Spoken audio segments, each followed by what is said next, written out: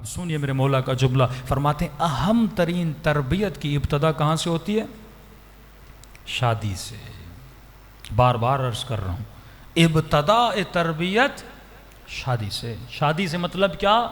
ابھی بچہ پیدا نہیں ہوا، بچے کی ماں کی تلاش میں نکلے، لے لے مزہ نہ آئے تو بندہ گھر کو بیچ لیتا ہے۔ شادی تو ایسا نہیں ہے نا، زندگیاں تباہ ہو جاتی ہیں۔ مولا کیسی عورت سے شادی کی جائے؟ امام جناب عقیل کو وہ نشانیاں بتاتے ہیں کہ عقیل قبیلہ دیکھ، بہادر قبیلہ، مطلب جس قوم سے شادی کر رہا ہوں، جس فیملی سے شادی کر رہا ہوں، اس فیملی کی کچھ صفات لوگوں میں مشہور ہونی چاہیے۔ مثلا بھائی فلاں کا گھرانہ تو بڑی سخاوت والا ہے، فلاں تو بڑے تقوی میں مشہور ہیں، فلاں تو ایمانداری میں بڑے مشہور ہیں، مطلب جن کی شہرت اچھی ہو ان کے یہاں سے شادی کر، بدنام گھرانوں سے شادی نہ کیا کر۔ رسول کی حدیث بھی ہے کہ ایسی عورت سے شادی نہ کر۔ ایک پھول ہوتا ہے جو گندگی میں اگتا ہے، بڑا خوبصورت پھول ہوتا ہے، لیکن جہاں پہ اگا ہے وہ کیا ہے؟ گندگی ہے۔ مطلب اس پھول نے جہاں سے فیڈ لیا ہے وہ فیڈ کیا ہے؟ گندی ہے۔ ہو سکتا ہے کوئی عورت خوبصورت ہو لیکن اس نے جس ماں کا دودھ پیا ہے اس کا اثر تو اس کے وجود میں جائے گا نا۔ یہ تو سائنٹیفکلی جینیٹکلی ثابت ہو چکا ہے کہ آپ کے اندر آپ کے والدین کی عادتیں کیا ہوتی ہیں؟ منتقل ہو جاتی ہیں۔ لیکن ہماری ان چیزوں کی طرف توجہ نہیں ہے۔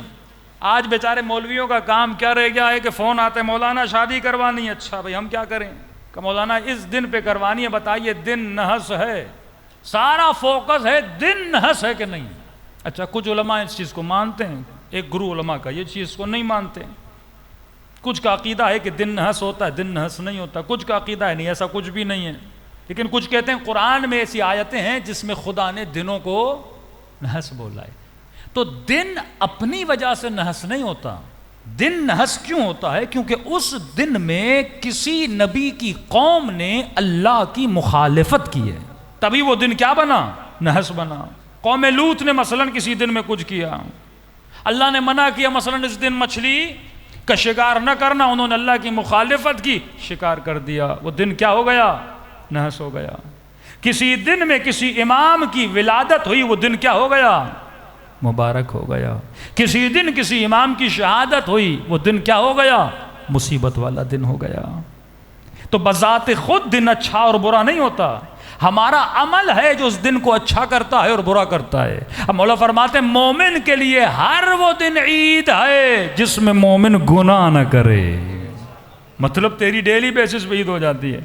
اب پوری جستجو کر کے ریسرچ کر کے جب شادی کرتا ہے، ہاں بھائی یہ دن بڑا اچھا ہے، اب اس پہ بیٹی کی شادی کروانی ہے، چلو شادی کروائی۔ مولوی صاحب بیچارہ اس شادی میں جاتا ہے 5 منٹ کے لیے، زیادہ مولوی کو کوئی برداشت کرتا نہیں۔ مولوی کہے گا گانا نہ ہو، بے پردگی نہ ہو، یہ نہ ہو، وہ نہ ہو، تو 10 منٹ کے لیے سب رک جاتا ہے۔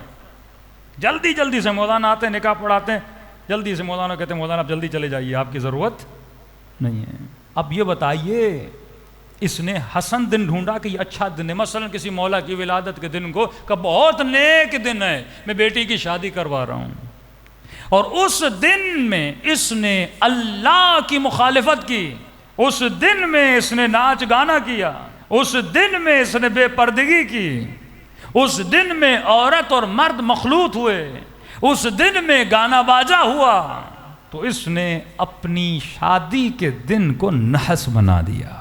اس کے اثرات کس پہ ہوں گے؟ اس کی بیٹی پر اور اس کے بیٹے پر ہوں گے، اور آنے والی نسلوں تک اس کے اثرات رہیں گے۔ مولا علی اور جناب سیدہ کی شادی، رسول خدا نے کہا خبردار عورتوں کو کہا کہ کبھی ایسی رسومات کو انجام نہ دینا جو خلاف اسلام ہیں۔ آج عورتیں کہتی ہیں تو ہم انڈیا سے ہم یہ رسمیں کرتے ہوئے آ رہے تھے، مولوی صاحب آپ کیسے روک سکتے ہیں؟ ہر اس رسم کی اجازت ہے جو دین کے ساتھ ہو، جو دین کی مخالف ہو اس کی اجازت نہیں ہے۔ اب یہ سمجھتا اگر میں نے شادی کر لی یہ عورت میرے اوپر حلال ہو گئی، لیکن اس سے یہ بھی نہیں پتا کہ کئی ایسی چیزیں ہیں جو نکاح کے بعد بھی حرام ہوتی ہیں، لیکن کوئی بتانے دے تو عوام کو بتا دیا جائے نا۔ ایک نوجوان ملا، 8 سال تک وہ اپنی بیوی کے ساتھ حرام کر رہا تھا، till 8 years، کیونکہ اسے پتہ نہیں تھا۔ مولوی کو صرف نکاح کے لیے بلایا جاتا ہے، 1 آور کا سیشن ہونا چاہیے. مولانا میں شادی کر رہا ہوں، بتائیے تو صحیح اس عورت کے ساتھ کون سی چیز حلال ہے کون سی چیز حرام ہے. یہ خاتون پوچھے مجھے پتا تو چلے میں شادی کر رہی ہوں کون سی چیز حلال ہے حرام ہے. جب اسے پتہ ہی نہیں ہوگا، جب نسلیں پیدا ہوں گی، اس کا فائدہ کیا. ایک جگہ پہ ہمارے مولانا نکاح پڑھانے گئے انٹیریئر میں. نکاح سے پہلے جوان کو بلایا، کہا میں نکاح نہیں پڑھوں گا، پہلے اس لڑکے سے کچھ سوال کروں گا. لڑکے کو بلایا، کہا بیٹا نکاح ہو رہا ہے. کہا مولوی صاحب بڑا خوش نصیب ہوں، نکاح ہو رہا ہے میرا، گناہ سے بچ رہا ہوں، یہ وہ ساری باتیں کی. کہا اچھا یہ تو بتا تجھے غسل جنابت آتا ہے؟ کہا وہ کیا ہوتا ہے؟ کئی عورتوں کو نہیں پتا کہ غسل جنابت کیا ہوتا ہے. مطلب شادی کر لی، حلال رشتہ بنا لیا، پوری زندگی نجاست کی حالت میں رہا، اور اسی حال میں اگر اسے موت آ جائے مجنب ہو کے دفن کیا جائے گا، کیونکہ اسے پتہ نہیں تھا. اور کئی ایسے احکام ہیں جس کا حکم خدا نے قرآن میں دیا. رسول خدا کے پاس لوگ آتے تھے، سوال کرتے تھے، یسألونک عن المحیض، یہ قرآن کی آیت ہے. لا حیاء فی الدین، جب تک جوان کو پتہ نہیں ہوگا یہ کیسے حلال و حرام کو سمجھ پائے گا. ہر مجلس میں کم از کم 2 احکام بتا دینے چاہیے. یعنی شادی صرف نہیں کرنی، تجھے ان احکامات کو جاننا ہے. پہلے خود کو حلال و حرام سے بچا. پہلی رات کے احکام کیا ہیں؟ جب نطفہ شکم مادر میں ٹھہر جاتا ہے اس کے بعد احکام کیا ہیں؟ کون سی دعائیں، کون سی نمازیں، کون سی راتیں، کون سے لمحے، یہ سارا اہل بیت نے بتایا ہے. کئی لوگ پیدا ہوتے ہیں 6 انگلیاں ہوتی ہیں، کئی بچے معذور پیدا ہوتے ہیں، کئی ایب نارمل پیدا ہوتے ہیں. یہ ہماری اپنی خطاؤں کی وجہ سے، ہماری اپنی غلطیوں کی وجہ سے. 2 بچے ہیں فرمایا یہ مخالفت خدا کرتے ہیں، مخالفت اہل بیت کرتے ہیں. ایک ولد الزنا ہے، ایک ولد الحیض ہے. سختی سے معصومین نے منع کیا کہ وہ کون سا وقت ہے کہ شوہر بیوی کے پاس جائے اور نہ جائے. کیوں؟ کیونکہ اس کا اثر تمہاری نسلوں میں پیدا ہوگا. یہاں تک فرمایا کہ جس روم میں میاں بیوی ہوتے ہیں اس میں چھوٹا بچہ سلانا نہیں چاہیے. تمہاری آواز وہ نہ سنے. کہ مولا کیوں؟ کہ بڑا ہو کے زانی بنے گا. یہ نشانی اہل بیت نے بتائی.